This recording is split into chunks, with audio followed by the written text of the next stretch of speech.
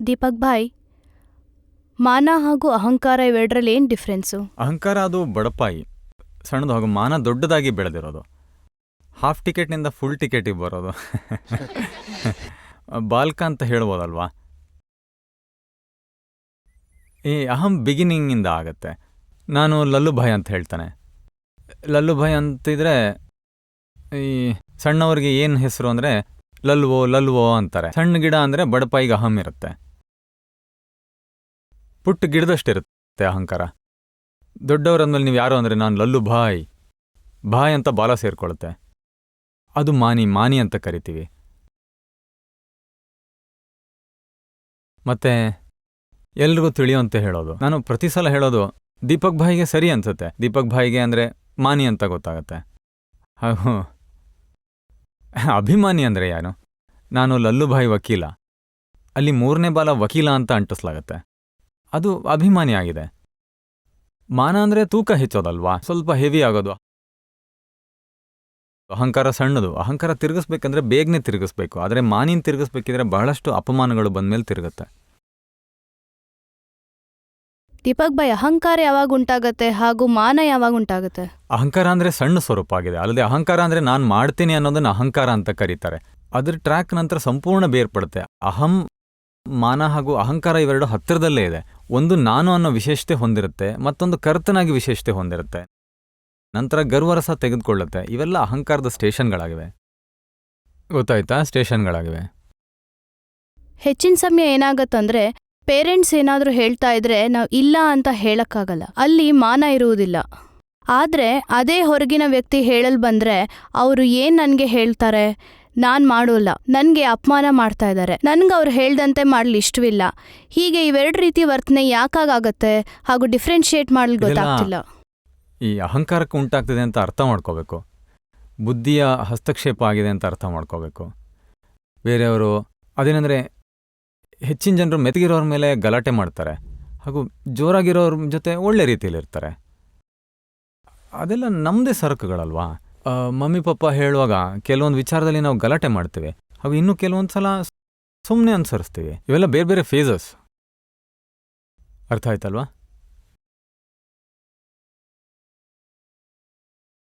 ಇಲ್ಲಿ ಮೋಹನೇ ಇರೋದು. ಕೆಲವೊಂದು ಜಾಗದಲ್ಲಿ ಅಪಮಾನದಿಂದ ಎಲ್ಲ ಉಂಟಾಗತ್ತೆ.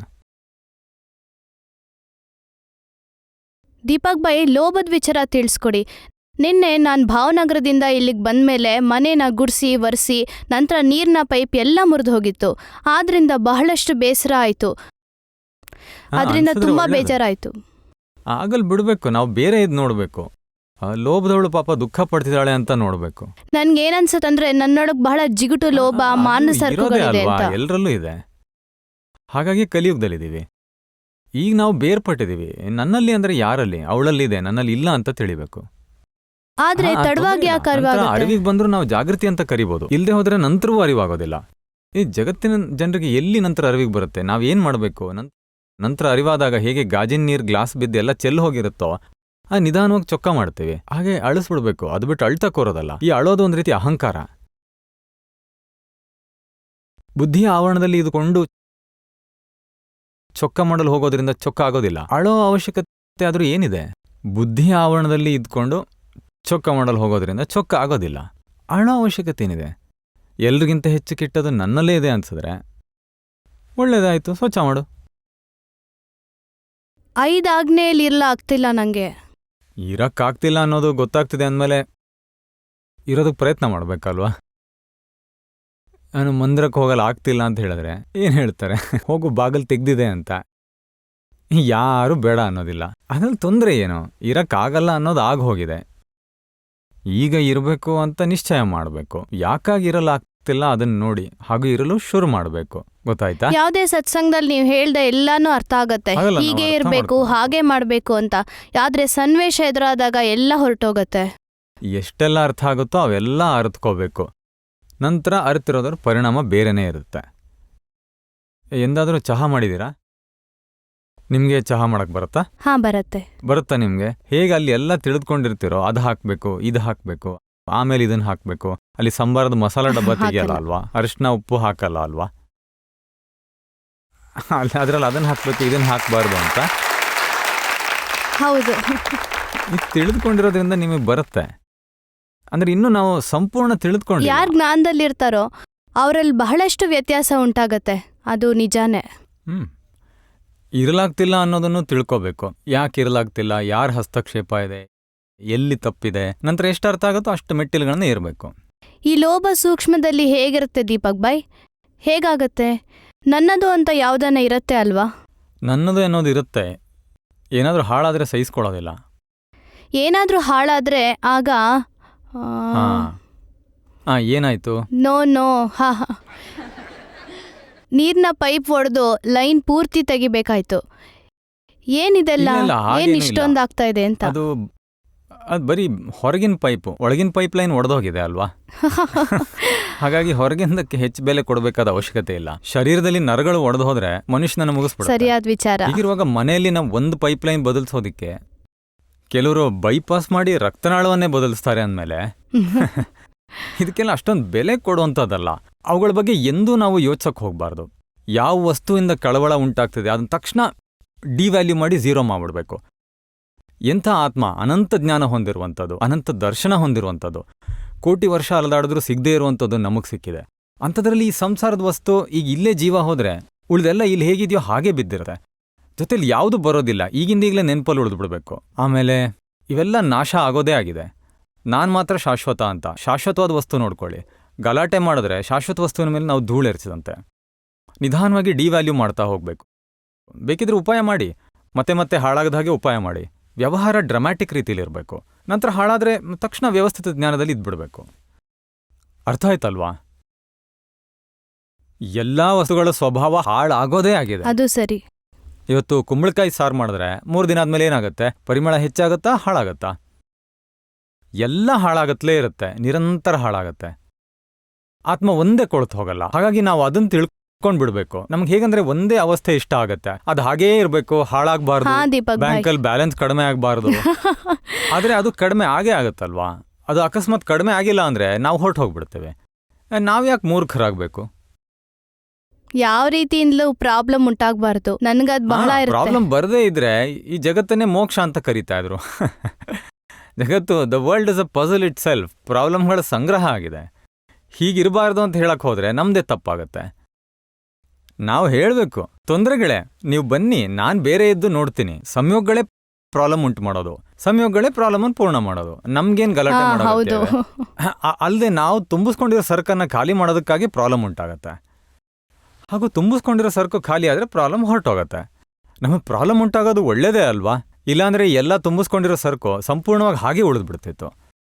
ಆಗ ಮೋಕ್ಷ ಸಿಗ್ತಿರ್ಲಿಲ್ಲ. ಹಾಗಾಗಿ ಪ್ರಾಬ್ಲಮ್ ಉಂಟಾಗಬೇಕು, ನಮ್ಮ ಸರ್ಕ್ ಹೊರಗೆ ಬರಬೇಕು, ಅದನ್ನು ಖಾಲಿ ಮಾಡಬೇಕು. ಆಗ ನಮಗೆ ಮುಕ್ತಿ ಸಿಗುತ್ತೆ. ಪ್ರಾಬ್ಲಮ್ಸ್ ನಮ್ಮ ಆತ್ಮಕ್ಕೆ ಉಪಕಾರಿಯಾಗಿವೆ. ನಮಗೆ ಅವು ಅನುಭವದ ಜ್ಞಾನವನ್ನು ನೀಡು, ಇದು ಗೊತ್ತಿರಬೇಕು ನಮಗೆ. ಇನ್ನಾದರೂ ನಾವು ಅವುಗಳಿಂದ ಹೊರಗೆ ಬರಬೇಕು. ಆಮೇಲೆ ನಮ್ದಲ್ಲ, ನಮ್ಮ ಸ್ವರೂಪ ಬೇರೆನೇ ಆಗಿದೆ. ಪ್ರಾಬ್ಲಮ್ಸ್ ಇರಬಾರ್ದು ಅನ್ನೋದಕ್ಕಿಂತ ಬರೋ ಪ್ರಾಬ್ಲಮ್ಗಳನ್ನ ಪರಿಹರಿಸ್ಕೊಂಡು ನೀವು ಆತ್ಮದಲ್ಲಿ ಬರಬೇಕು. ದಾದಾ ಒಂದು ಒಳ್ಳೆ ಮಾತು ಹೇಳ್ತಾರೆ, ಈ ತಿಗಣೆನ ಸಾಯಿಸೋದಕ್ಕೆ ಔಷಧಿ ಪಂಪಿಂದ ಹಿಂಗೆ ಹೊಡೆದು ಮತ್ತೆ ಅದೇ ಔಷಧಿ ಹೊಡೆಯಕ್ಕೆ ಹೋದ್ರೆ ಔಷಧಿಗೆ ಸಾಯೋದೇ ಇಲ್ಲ, ಇನ್ನೂ ಹೆಚ್ಚು ಜಾಸ್ತಿ ಆಗುತ್ತೆ. ಆ ಔಷಧಿಗೆ ಪ್ರೂಫ್ ಆಗಿಬಿಟ್ಟಿರುತ್ತೆ. ಅಂದರೆ ಅವುಗಳಿಗೂ ಅದನ್ನು ಎದುರಿಸೋ ಶಕ್ತಿ ಬಂದ್ಬಿಡುತ್ತೆ. ಹೀಗೆ ಮಾಡ್ತಾ ಮಾಡ್ತಾ ಜಗತ್ತಿನ ಎಲ್ಲ ಪ್ರಾಬ್ಲಮ್ಗಳಲ್ಲಿ ಪ್ರೂಫ್ ಆಗಿಬಿಟ್ರೆ ನಾವೇ ಜ್ಞಾನಿ ಆಗ್ಬಿಡ್ತೇವೆ. ನಮಗೆ ಪ್ರಾಬ್ಲಮ್ಗಳು ಆತ್ಮದ ಕಡೆಗೆ ಹೋಗಕ್ಕೆ ಒಳ್ಳೆ ಅವಕಾಶ ಆಗಬೇಕು. ಜಗತ್ತಿನ ಜನರು ಪ್ರಾಬ್ಲಮ್ಗಳಿಂದಾಗಿ ಕಂಗೆಡ್ತಾರೆ, ಜ್ಞಾನಿಗಳು ಪ್ರಾಬ್ಲಮಿಂದ ಖುಷಿ ಪಡ್ತಾರೆ. ಒಳ್ಳೇದಾಯ್ತು, ಬರೋದೆಲ್ಲ ಬರಲಿ, ನಾವು ಖುಷಿಯಾಗಿರೋಣ. ನಮ್ಮ ದೃಷ್ಟಿನ ಬದಲಿಸ್ಬೇಕಲ್ವಾ? ಪ್ರಾಬ್ಲಮ್ಗಳಂತೂ ಇದ್ದಿದ್ದೆ, ಮೋಹದಿಂದಾಗಿ ಅಲ್ಲಿ ಸಿಹಿ ಅನ್ಸುತ್ತೆ. ದೀಪಕ್ ಬಾಯ್, ಈ ಮೋಹ ಹಾಗೂ ಮಮತೆ ಇವೆರಡರ ಡೆಫಿನೇಷನ್ ಅರ್ಥ ಆಗ್ತಿಲ್ಲ. ಮಮತೆ ಇರೋದು ಕೆಲವು ವಸ್ತುಗಳ ಮೇಲೋ ಅಥವಾ ಬೇರೆ ಇನ್ನೇನೋ? ನಮಗೆ ವಸ್ತುವಿನ ಮಾಲೀಕನ ಮೇಲೂ ಮಮತೆ ಇರುತ್ತೆ, ಮಗುವಿನ ಅಪ್ಪನ ಮೇಲೆ ಮಮತೆ ಇರೋದಿಲ್ವಾ? ಅದು ಅರ್ಥ ಆಗ್ತಾ ಇದೆ. ಆದ್ರೆ ವಸ್ತು ಬಗ್ಗೆ? ಅದು ಮಮತೆನೇ. ವ್ಯಕ್ತಿಗಳ ಮೇಲೂ ಮಮತೆ ಇರುತ್ತೆ, ಸಂಪೂರ್ಣವಾಗಿರುತ್ತೆ. ವಸ್ತುವಿನ ಮಮತೆ 1 ಸೈಡೆಡ್ ಅಂತ ಕರಿತೀವಿ, ಹಾಗೂ ವ್ಯಕ್ತಿ ಮೇಲಿನ ಮಮತೆ 2 ವೇ. ಅದು ಮೋಹದಲ್ಲಿ ಬರಲ್ವಾ? ಮೋಹ ದೊಡ್ಡದು. ಮೋಹ ಎಲ್ಲರ ಅಮ್ಮ, ಉಳಿದೆಲ್ಲವೂ ಮಕ್ಕಳು. ದೀಪಕ್ ಭಾಯ್, ಅದೇನಂದ್ರೆ ನಾನು ಸಾಮಾಯಿಕ್ ಮಾಡುವಾಗ ಕಾಣಿಸ್ತು ವಸ್ತುಗಳ ಮೇಲೆ ಮಮತೆಯನ್ನ ಯಾಕೆ ಅಷ್ಟೊಂದ್ ಮಾಡ್ತೀವಿ ಅಂತ. ಯಾವಾಗ್ಲೂ ತಂದಿರುವ ತಿನಿಸನ್ನು ಫ್ರಿಡ್ಜ್ನಲ್ಲಿ ಇಡ್ತೀವಿ. ಇಲ್ಲಿಗ್ ಬರುವಾಗ ಅನಿಸ್ತಾ ಇತ್ತು ತೆಗೆದುಕೊಂಡು ಹೋಗೋದೋ ಅಥವಾ ಇಲ್ಲೇ ಇಟ್ ಬರೋದೋ ಅಂತ. ನಂತರ ನಂದೇ ಅಲ್ವಾ, ತೆಗೆದುಕೊಂಡು ಇಲ್ಲೇ ಹೋಗ್ಬೋದಲ್ವಾ, ಅದ್ರಲ್ಲಿ ಏನು ಮನೆಯವರು ಕೇಳೋದು, ಹೀಗೆಲ್ಲ ವಿಚಾರ ಮಾಡಿದ್ ಕಾಣಿಸ್ತು. ಯಾಕೆ ಹೀಗೆ, ಏನ್ ಇಷ್ಟೊಂದು, ನನ್ಗೆ ಯಾಕೆ ಇಷ್ಟ ಅನಿಸ್ತು ವಸ್ತುವಿನ ಬಗ್ಗೆ ಮಾತ್ರ. ವಸ್ತುವಿನ ಮೇಲೆ ಇದ್ದಿದ್ದೆ, ವ್ಯಕ್ತಿಗಳ ಬಗ್ಗೆ ಅಂತೂ ನಂದೇ ಅನ್ನಿಸುತ್ತೆ. ವ್ಯಕ್ತಿಗಳ ಬಗ್ಗೆ ಕೂಡ ನನ್ನೋರೆನ್ನುವ ಹಿಡಿತ ಬಹಳಷ್ಟು ಅನ್ನಿಸ್ತು. ಅದು ಈ ಮಗನಿಗೆ ಮದುವೆ ಮಾಡಿದ್ಮೇಲೆ ಅವನ ಹೆಂಡತಿ ಕಡೆಗೆ ಹೋದ್ರೆ ಆಗ ಈ ಮಮತೆ ಎಲ್ಲ ಗಲಾಟೆಗೆ ತಿರುಗುತ್ತಲ್ವಾ. ಮಮತೆನ ಚೆನ್ನಾಗಿ ರೇಗಿಸ್ಲಾಗತ್ತೆ. ನನ್ನ ಮಗ ನನಗಾಗಿ ಯಾಕಿರಲ್ಲ ಅಂದರೆ ಇವೆಲ್ಲವೂ ಒಂದು ಶಬ್ದದಿಂದ ಹಿಡಿಯಕ್ಕೆ ಸಿಗಲ್ಲ. ಒಂದೇ ಎಳೆ ದಾರ ಆಗಿದ್ರೆ ನಾವು ಕತ್ತರಿಸಿ ಬಿಸಾಕ್ಬೋದು. ಎಲ್ಲ ತುಂಬ ಕಾಂಪ್ಲಿಕೇಶನ್ ಇದೆ. ಮಮತೆ, ಮೋಹ, ಮಾನ, ಪೊಸೆಸಿವ್ನೆಸ್ ಎಲ್ಲ ರೀತಿಯಿಂದಾನು. ಪೊಸೆಸಿವ್ನೆಸ್ ಈಗ ಇಲ್ಲಿಗ್ ಬಂದ್ಮೇಲೆ ಗೊತ್ತಾಯ್ತು ಎಷ್ಟು ಒಳಗ್ ಅಧಿಕಾರದ ಹಿಡಿತಾ ಇದೆ ಅಂತ, ಎಲ್ಲ ಅದ್ರ ಕಂಟ್ರೋಲಲ್ಲೇ ಇದೆ ಅಂತ. ಇವೆಲ್ಲ ತುಂಬ ದೊಡ್ಡ ಕಾಂಪ್ಲಿಕೇಶನ್ ಆಗಿದೆ. ಮೊದ್ಲೆಲ್ಲ ಅನ್ನಿಸ್ತಾ ಇತ್ತು ಹೋದ್ರೆ ಹೋಗ್ಲಿ ನನ್ಗೇನಾಗ್ಬೇಕಾಗಿದೆ ಅಂತ. ಈಗ ಇಲ್ಲಿಗ್ ಬಂದ್ಮೇಲೆ ಎಲ್ರೊಂದಿಗಿರುವಾಗ ತಿಳಿಯತ್ತೆ ಏನ್ ಮಾಡ್ತಿದ್ದೀನಿ, ಇದ್ರಿಂದ ಹೊರಗ್ ಬರ್ಬೇಕು ಅಂತ. ಅದೆಲ್ಲ ನಿಧಾನವಾಗಿ ಕರಗುತ್ತೆ. ಈಗ ಮೂಲಮೋಹ ಮುರಿದಿದೆ, ನಾನು ರೇಖಾ ಅನ್ನೋ ಮೂಲಮೋಹ ಹೋಗಿದೆ. ನಿಧಾನವಾಗಿ ಕಸವೆಲ್ಲ ಯಾವ ಸಮಯಕ್ಕೆ ಯಾವ್ದು ಕಂಡು ಬಂದರೆ ಮಮತೆ ಅಂತ ಕಂಡು ಬಂದರೆ ಮಮತೆನ ಚೊಕ್ಕ ಮಾಡಬೇಕು, ಮಾನ ಅಂತ ಕಂಡು ಬಂದರೆ ಮಾನವನ ಚೊಕ್ಕ ಮಾಡಿ, ಮೋಹ ಕಂಡು ಬಂದರೆ ಮೋಹ ಚೊಕ್ಕ ಮಾಡಿ. ಹೀಗೆ ಜೊತೆಲಿ ನಿಧಾನವಾಗಿ ಎಲ್ಲ ಹೋಗುತ್ತೆ. ಮತ್ತೊಂದು ಇದೆ, ನನಗೆ ಮೋಹ ಉಳಿದಿಲ್ಲ ಅಂತೆಲ್ಲ ಹೇಳೋದು ಬೇಡ, ಎಲ್ಲರಲ್ಲೂ ಅದು ಇದ್ದಿದೆ, ಅದನ್ನು ತೆಗಿತಾ ಹೋಗ್ಬೇಕಷ್ಟೆ. ಮತ್ತೊಂದೇನಂದ್ರೆ ಫೈಲ್ 2 ಎಲ್ಲ ಸಂಬಳನ ಅಪ್ಪನಿಗೆ ಕೊಡ್ತಾರೆ. ಬಹಳ ಅಗತ್ಯ ಬಿದ್ರೆ ನಾಳೆ ಅವಶ್ಯಕತೆ ಬಂದ್ರೆ ಏನ್ ಮಾಡೋದು. ವಸ್ತು ಖರೀದಿ ಮಾಡಕ್ಕೆ ಅಗತ್ಯಕ್ಕೆ ಎಷ್ಟು ಬೇಕೋ ಅಷ್ಟು ತಗೋಬಹುದು. ಮತ್ತೆ ಫೈಲ್ 3 ನೀವು ಮನೆ ಹೆಂಗ್ ನಡೆಸಬೇಕು ಅಂತ ನಾನು ಹೇಳ್ಕೊಡ್ಬೇಕಾ? ಹಾಗಲ್ಲ, ಇಲ್ಲ ಫೈಲ್ 3 ಕೇಳ್ಬೇಕಾದ್ರೆ ಹೇಳ್ಬೇಕಾಗತ್ತ ಅಜ್ಜನ ಹತ್ರ ಹಣ ಕೇಳು ಅಂತ.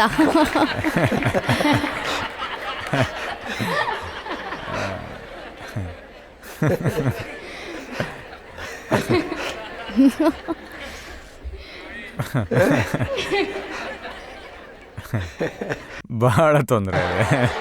ಮನೆ ಮಾಡಿದ್ರೆ ಅನುಭವಿ ಅಂತ ಹೇಳ್ಬೋದಿತ್ತು. ಈಗ ಅವುಗಳ ಬಗ್ಗೆ ಹೆಚ್ಚಿನ ಅನುಭವ ಇಲ್ವಲ್ಲ. ಅಂದ್ರೆ ಫೈಲ್ 3 ಹೇಳೋದಾಗಿದೆ ಅಜ್ಜನ್ ಬಳಿಕ್ ಹಣ ಕೇಳೋ, ಇಷ್ಟೆಲ್ಲ ಅಗತ್ಯವಿದೆ ಅಂತ. ಜೊತೆಗೆ ಮಮ್ಮಿ ಕೇಳದನ್ನ ಯಾರಿಗೂ ಹೇಳ್ಬೇಡ ಅಂತಾರೆ.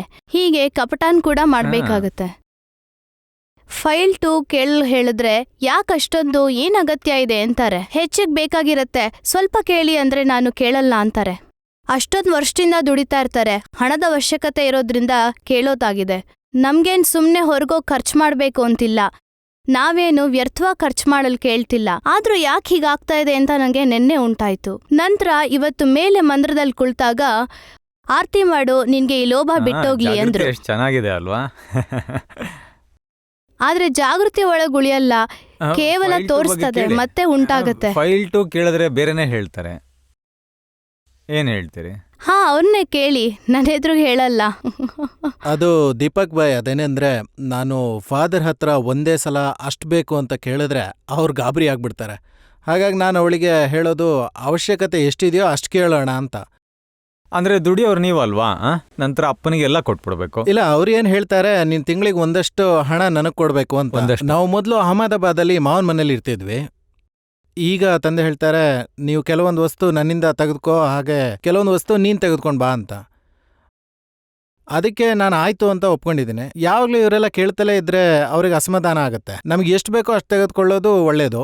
ಇನ್ನೂ ಬೇಕಂದ್ರೆ ನನ್ನ ಸಂಬಳದ ಉಳಿಕೆ ಖಾತೆಲಿ ಇದ್ದೇ ಇದೆ, ಅದರಿಂದ ನಂತರ ತೆಗೆದುಕೊಳ್ಬೋದು. ತಂದೆಯವರಲ್ಲಿ ದೊಡ್ಡ ಮೊತ್ತ ಕೇಳೋಕೆ ಹೋದ್ರೆ ಅವರಿಗೆ ಅಸಮಾಧಾನ ಉಂಟಾಗುತ್ತೆ. ಅವ್ರಿಗೆ ದುಃಖ ಕೊಡಬಾರ್ದು ಅನ್ನೋದೇ ಉದ್ದೇಶ. ನಿಧಾನವಾಗಿ ಪರಿಹಾರ ಕಂಡ್ಕೊಳ್ಳಿ. ಯಾಕಂದ್ರೆ ಎಷ್ಟು ಅನ್ಕೊಂಡಿದ್ದೀರೋ ಅಷ್ಟರಲ್ಲಿ ಮನೆ ಖರ್ಚೆಲ್ಲ ನಡೆಯುತ್ತೆ ಅಲ್ವಾ? ಮನೆ ಅಗತ್ಯಕ್ಕೆ ಆ ಹಣ ಬೇಕಾಗತ್ತೆ. ಚಿಟ್ ಫಂಡ್ನಿಂದ ತೆಗಿಯೋದಲ್ವಾ? ನಿಮ್ಮದು 10,000ದಲ್ಲಿ 2,500 ಕೊಡೋದು, ಉಳಿದ್ರೆ 7,500 ನಿಮ್ಮ ಹತ್ರ ಇರುತ್ತೆ ಅಲ್ವಾ? ಸುರಕ್ಷಿತ ಅಲ್ವಾ? ಜಾಯಿಂಟ್ ಅಕೌಂಟ್ ಬೇರೆ. ಆದ್ರೆ ಅದ್ರಿಂದ ಕೊಡಲ್ಲ. ನಮ್ಗೆ ಇಷ್ಟು ಬೇಕಾಗಿದೆ ಕೊಡಿ ಅಂದ್ರೆ ಕೊಡೋದಿಲ್ಲ. ಅವ್ರ ಬ್ಯಾಂಕ್ ಅಕೌಂಟಲ್ಲಿ ಬಿದ್ದಿರುತ್ತೆ. ಈಗ ಬಹಳ ಅವಶ್ಯಕತೆ ಇದೆ, ಇಲ್ಲಿರ್ಲು ಬಂದಿದ್ದೀವಿ, ನಮ್ಮ ಜವಾಬ್ದಾರಿಯಾಗಿದೆ, ಅಗತ್ಯವಾಗಿರೋ ವಸ್ತುನ ತಗೊಳ್ಳೋಣ ಅಂತ. ಹಾಗಾಗಿ ಅಪ್ಪನಿಗೆ ಹೇಳಿ ಇಲ್ಲಿಗೆ ಬಂದಿದ್ದೀವಲ್ಲ, ಈಗ 2 ಲಕ್ಷ ಕೊಡಿ, ಮತ್ತಿನ್ಯಾವತ್ತೂ ನಿಮ್ಮನ್ ಕೇಳಲ್ಲ ಅಂತ. ಆದ್ರೆ ದೀಪಕ್ ಭಾಯ್, ಎಷ್ಟು ನಮಗ್ ಬೇಕೋ ಅದಕ್ಕೆ ಅವ್ರು ಯಾವತ್ತೂ ಬೇಡ ಅಂತ ಅಮ್ಮ ಹೇಳೇ ಅಪ್ಪ ಇಲ್ಲ. ಜೊತೆಲಿದಾರ?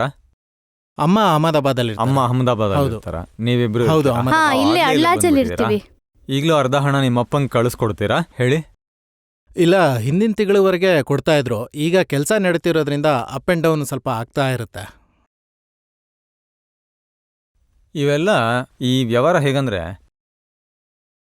ನಿಧಾನವಾಗಿ ಬದಲಾವಣೆಗಳನ್ನು ಮಾಡ್ಕೊಳ್ಬೋದು. ಕೆಲವೊಂದು ಭಾಗದಲ್ಲಿ ಅವಶ್ಯಕತೆಗೆ ಅನುಗುಣವಾಗಿ ಲೆಕ್ಕ ಇರುತ್ತೆ, ಇನ್ನು ಉಳಿದ ಭಾಗದಲ್ಲಿ ಸ್ವಾತಂತ್ರ್ಯ ಇರುತ್ತೆ. ಇದಕ್ಕೆ ಪರವಶರಾಗಿದ್ದರೆ ಅವರು ಸುಮ್ಮನೆ ಗಲಾಟೆ ಮಾಡ್ತಾರೆ, ಅಲ್ಲದೆ ನಮಗೂ ಎಷ್ಟು ಪರವಶರಾಗಿರ್ಬೇಕಾಗತ್ತೆ.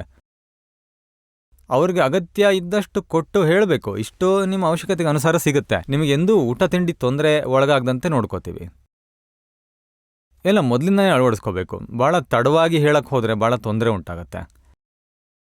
ಅಪ್ಪ ಅಮ್ಮ ನಮ್ಮಗ ಅಂತ ಎಲ್ಲ ಒಟ್ಟಿಗೆ ಸೇರ್ಕೊಂಡಿರೋದಲ್ವಾ, ಹಾಗೆ ಮಕ್ಕಳು ಕೂಡ ನಮ್ಮಪ್ಪ ಅಮ್ಮ ಅಲ್ವಾ ಅಂತ ಯಾರು ಮೆತ್ತಗಿರ್ತಾರೋ ಅವ್ರನ್ನ ಅರಿದು ಬಿಡ್ತಾರೆ.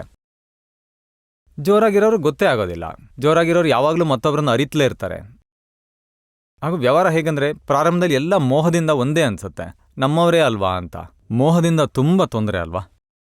ನಂತರ ನಿಧಾನವಾಗಿ ಹೆಂಡತಿ ಬರ್ತಾಳೆ, ಮಕ್ಕಳು ಬರ್ತಾರೆ, ಅವಶ್ಯಕತೆ ಹೆಚ್ಚಾಗತ್ತೆ. ಎಷ್ಟೆಷ್ಟು ನಮ್ಮ ಅವಶ್ಯಕತೆ ಹೆಚ್ಚುತ್ತಾ ಹೋಗುತ್ತೋ ಅಷ್ಟಷ್ಟು ಮೊದಲಿನ ವ್ಯವಹಾರದಲ್ಲಿ ಪರವಶರಾಗ್ತಾ ಹೋಗ್ತೀವಿ. ಅಲ್ಲದೆ ಅಲ್ಲಿ ಲೇಟ್ ಆದರೆ ಯಾವ ರೀತಿ ದಾರಿ ಹುಡ್ಕೋದು ಅಂತ ತೋಚದೆ ತೊಂದರೆ ಉಂಟಾಗತ್ತೆ. ಮತ್ತೆ ನಿಧಾನವಾಗಿ ದಾರಿ ಹುಡ್ಕೊಳ್ತಾ ಹೆಚ್ಚೇನು ಸ್ವಾತಂತ್ರ್ಯದ ಬಗ್ಗೆ ಮಾತನಾಡದೆ ನಿಮ್ಗೆ ಎಷ್ಟು ಅಗತ್ಯ ಇದೆಯೋ ಅಷ್ಟು ನಿಮಗೆ ಸಿಗುತ್ತೆ ಅಂತ ಹೇಳಬೇಕು. ಈ ರೀತಿಯಲ್ಲಿ ಬಗೆಹರಿಸ್ಕೋಬೇಕು. ಈ ದುಃಖ ಉಂಟಾಗದ ಹಾಗೆ ಹೇಗೆ ಕಲ್ಲಿನ ಕೆಳಗೆ ಕೈ ಸಿಕ್ಕಿದ್ರೆ ನಿಧಾನವಾಗಿ ಮೇಲ್ಮೇಲೆ ಸರಿಸುತ್ತಾ ಹೊರತೆಗಿತೀವೋ, ಒಂದೇ ಸಲಕ್ಕೆ ಮುರಿಯಕ್ಕೆ ಹೋಗಬಾರ್ದು. ಸ್ವಲ್ಪ ತುಂಡು ಮಾಡ್ತಾ ಹೋದರೆ 6-7 ತಿಂಗಳಲ್ಲಿ ಸರಿ ಹೋಗುತ್ತೆ. 1-2 ಸಲ ಅವ್ರಿಗೆ ಅಸಮಾಧಾನ ಆಗ್ಬೋದು, ಆದರೆ ಏನು ತೊಂದರೆ ಇಲ್ಲ ಬಿಡಿ. ಆದರೆ ಶಾಶ್ವತವಾಗಿ ಸಾಲ್ವ್ ಆಗತ್ತೆ. ಇದೆಲ್ಲ ಜಾಣತನವಾಗಿದೆ. ನನಗೂ ಕೂಡ ಹಾಗೆ ಆಗಿತ್ತು. ಈ ಚೆಕ್ ಬಂದ ತಕ್ಷಣ ತಂದೆಗೆ ಪೂರ್ತಿ ಕೊಟ್ಬಿಡೋದು. ನಿರ್ಮ ಹೇಳ್ತಿದ್ರಲ್ಲ, ಸತ್ತೋಗಿರೋ ಇಲ್ಲಿನ ಹೊರಗೆ ಹಾಕದಂತೆ. ನಂತರ ನಾನು ಯಾತ್ರೆಗೆ ಹೋಗಬೇಕು, 1,500,000 ಬೇಕಿತ್ತು ಅನ್ನುವಾಗ ತಂದೆ ಕೇಳ್ತಾರೆ, ಏನಕ್ಕೆ ಹೋಗ್ಬೇಕು? ಏನಕ್ಕೆ ಹೋಗ್ಬೇಕು ಅಂದರೆ ಅವ್ರಿಗೆ ಅಸಮಾಧಾನ ಕೊನೆಗೆ ಕೊಡ್ತಿದ್ರು ನಿಜ, ಆದರೆ ನಮಗನ್ಸುತ್ತೆ ಅವ್ರಿಗೆ ದುಃಖ ಉಂಟಾಯಿತು ಅಂತ. ಅವ್ರಿಗೇನು ಮೊದಲು ಸತ್ಸಂಗ ನಂತರ ಇಡೀ ಜೀವನ ಮಾಡಲು ಇರುತ್ತಲ್ವಾ ಅಂತ. ನಂಗನ್ನಿಸ್ತಿತ್ತು ಸತ್ಸಂಗ ಮೊದಲು ದುಡಿಮೆ ನಡೆಯೋದೇ ಆಗಿದೆ ಅಂತ. ಯಾವಾಗ ಫ್ರೀ ಟೈಮ್ ಸಿಗುತ್ತೆ ಆಗ ಗಳಿಸೋದ್ರಾಯ್ತು. ಈ ರೀತಿ ಕಾನ್ಫ್ಲಿಕ್ಟ್ ಮನೇಲಿ ಶುರು ಆಗುತ್ತೆ. ನಂತರ ಅದು ಯಾವಾಗಲೂ ಗೊತ್ತಾಗೋದಕ್ಕಿಂತ ಈಗಲೇ ಬೇರೆ ಮಾಡ್ಬಿಡ್ಬೇಕು. ನನ್ನ ಎಲ್ಲ ಅಕೌಂಟ್ ನಾನು ನೋಡ್ಕೋತೀನಿ, ನಿಮ್ಗೆ ಅಗತ್ಯ ಇರುವಾಗ ಸಿಗುತ್ತೆ. 1-2 ಸಲ ಬೇಜಾರಾಗ್ಬೋದು ಅವ್ರಿಗೆ, ಆದರೆ ನಿಧಾನವಾಗಿ ಸೆಟ್ ಆಗುತ್ತೆ. ಮತ್ತು ಇನ್ನೊಂದು ಮಾತು, ನಾವು ಮುಂದಿಂದನೂ ವಿಚಾರ ಮಾಡೋದೇ ಇಲ್ಲ ಭವಿಷ್ಯದಲ್ಲಿ ಏನಾಗುತ್ತೆ ಅಂತ. ಕೆಲವೊಂದು ಸಮಯ ಒಳ್ಳೇದಿರುತ್ತೆ, ಕೆಲವೊಂದು ಸಮಯ ಕೆಟ್ಟದ್ದು ಇರುತ್ತೆ. ಯಾವಾಗ ಅಹಂಕಾರಗಳ ಎಳೆದಾಟ ಪ್ರಾರಂಭ ಆಗುತ್ತೋ ನಂತರ ಬಹಳ ದುಃಖಕ್ಕೆ ಒಳಗಾಗಬೇಕಾದ ಸಮಯ ಬರುತ್ತೆ. ನಮಗೂ ದುಃಖ ಹಾಗೂ ಅವ್ರಿಗೂ ದುಃಖ. ಅಲ್ಲದೆ ಈಗ ಕಾಂಪ್ಲಿಕೇಶನ್ ಕೂಡ ತುಂಬ ಆಗುತ್ತೆ. ಹಾಗಂತ ಈಗಿಂದೀಗಲೇ ಮಾಡೋದಲ್ಲ, ಒಟ್ನಲ್ಲಿ ಮಾಡಬೇಕು. ಅರ್ಥ ಮಾಡ್ಕೊಂಡು ದಾರಿ ಹುಡ್ಕೋಬೇಕು. ಅವ್ರಿಗೆ ದುಃಖ ಉಂಟಾಗಬಾರ್ದು. ಹಾಗೂ ವಯಸ್ಸಾದವ್ರ ವೃತ್ತಿ ಯಾವಾಗಲೂ ಹಣ ಎಷ್ಟಿದೆ, ಎಷ್ಟಾಯಿತು ಅದರಲ್ಲೇ ಇರ್ತಾರೆ. ಆತ್ಮಕ್ಕಾಗಿ ಮಾಡಿ. ಮೋಕ್ಷದ ಸಮಯವಾಗಿರುವಾಗ ದೇಹವನ್ನು ಬಿಟ್ಟು ಹೋಗಬೇಕಾದಾಗ ನಾವು ಮಾಡೋದೇನು? ಉಳಿದಿರೋ ಜೀವನನ ಆತ್ಮಕ್ಕಾಗಿ ಕಳಿಬೇಕು. ಯಾವಾಗ ನನ್ನ ಅಪ್ಪನನ್ನ ಇಲ್ಲಿ ಕರ್ಕೊಂಡು ಬಂದೆ ಅಂದಿನಿಂದ ಸಂಪೂರ್ಣ ಆತ್ಮದ ಕಡೆಗೆ ತಿರುಗಿಬಿಟ್ರು. ಲೌಕಿಕ ಆಸೆಗಳನ್ನೆಲ್ಲ ಬಿಟ್ಬಿಟ್ರು. ಇದು ನನಗೆ ಸರಿ, ನಾನು ಶುದ್ಧಾತ್ಮ ಅಂತ ಹೇಳಕ್ ಶುರು ಮಾಡಿದ್ರು. ಇಲ್ಲೇ ಹೋದರೆ ರಾತ್ರಿ ಎಲ್ಲ ಲೆಕ್ಕ ಹಾಕ್ತಾ ಕೂತ್ಕೊಳ್ಳೋದು. ಎಲ್ಲಿಗೆ ಹೋಯ್ತು ಆ ಲೆಕ್ಕ ಎಲ್ಲ? ಲೆಕ್ಕ ಸರಿ ಹೋದರೆ ಮಾತ್ರ ಅವ್ರಿಗೆ ಸಮಾಧಾನ. ಅದರಲ್ಲೇ ವೃತ್ತಿ ಇದ್ಬಿಡುತ್ತೆ. ಇದೆಲ್ಲ ಮೊದಲೇ ನೋಡ್ಕೋಬೇಕು.